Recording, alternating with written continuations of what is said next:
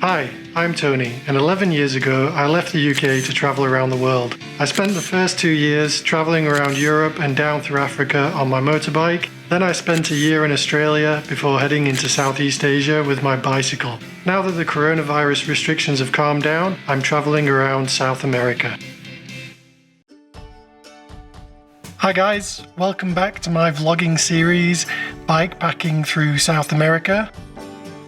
In last week's vlog, I just started the long 550 kilometer road north towards La Paz so that I could take my new route through the Amazon. My route took me through long, empty stretches of desert and small towns which didn't have much to see other than a cheap local restaurant.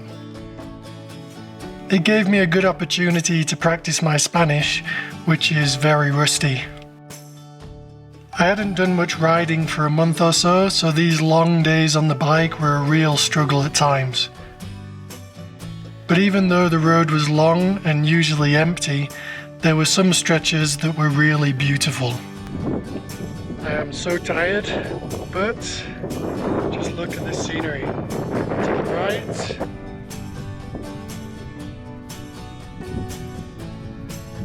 Rock Formation Park.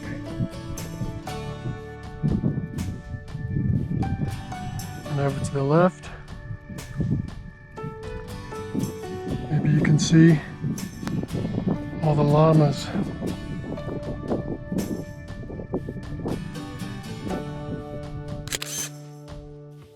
I tried to alternate between camping and staying in cheap accommodation, especially as some nights the temperature would drop below freezing. But as you might expect for such a remote part of the world, the accommodation was sometimes extremely basic. But I couldn't complain because in between these towns was nothing but desert.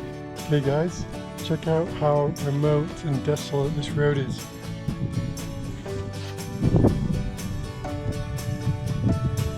That way, and that way.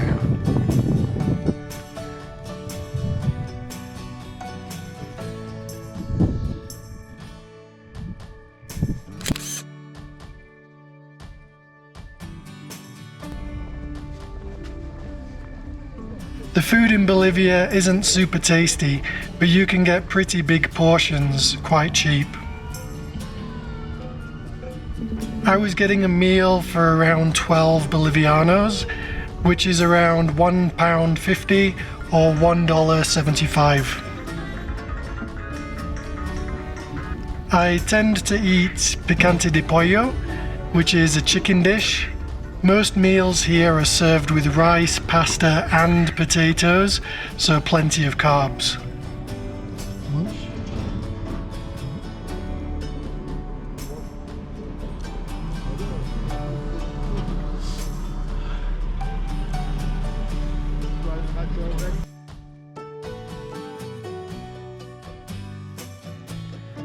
I've just been into town to try to find somewhere to stay.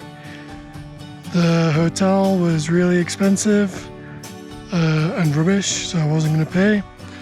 Then I asked around town. There was like one other place that they recommended, but nobody was answering the door. So Overlander has recommended a spot close to where I'm standing right now. However, there are a lot of skins of some kind of animal left to dry in the sun. So I don't know whether to camp next to these, just over there, like next to the skins, or try just a little bit further up this track. Found another spot, which maybe I prefer now, which is just here. But this wall over here is the town cemetery. But the reason I think this place is better is it's got like a these big piles of dirt between where I would camp and the road. See my bike over there. And somebody just drove down this track and saw my bike there.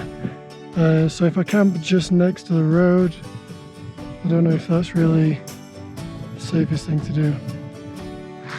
Sometimes when it gets to the end of the day, like today, I just feel like I've got no energy. I just want to lay down and sleep. But I need to eat and get some energy back for tomorrow. So I've got a very strange recipe as usual.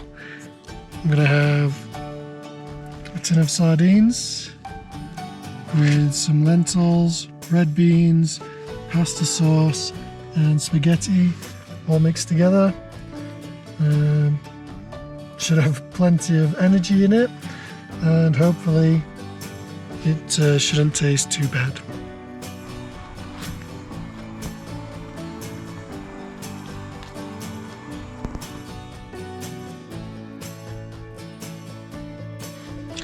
Good morning.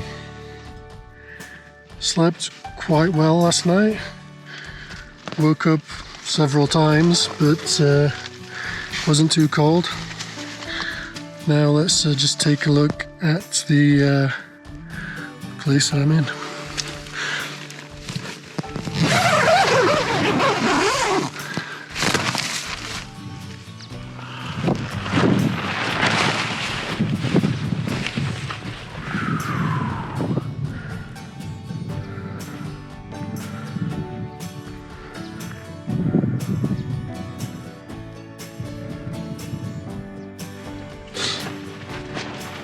So before I set off today on the final stretch to Oruro, I'll just be reheating the leftovers from last night, which are down here, and making myself some coffee. Coffee's done, and my food is being reheated. For the last leg of my journey for this week, I was heading to a city called Oruro. Instead of taking the road, I saw there was a small track on the map which cut through the middle of a lake, following some train tracks. I decided that I'd take this route, and it turned out to be a really great decision, even if there were some parts that seemed a little bit sketchy.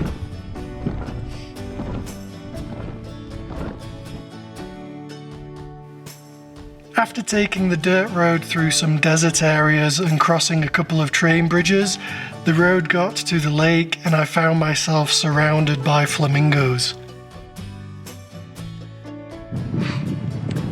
So I decided to take a shortcut just through the middle of the lake, following a train track, and it turned out to be an amazing place. There are flamingos. It's just beautiful. I'll show you.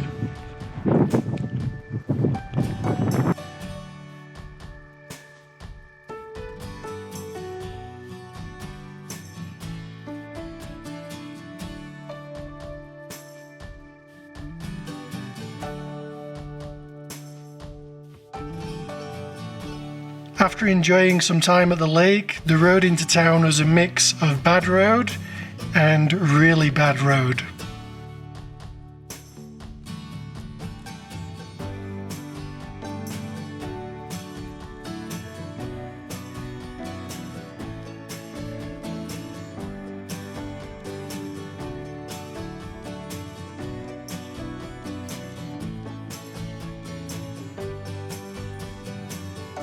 But I eventually got to my hostel and got some good rest.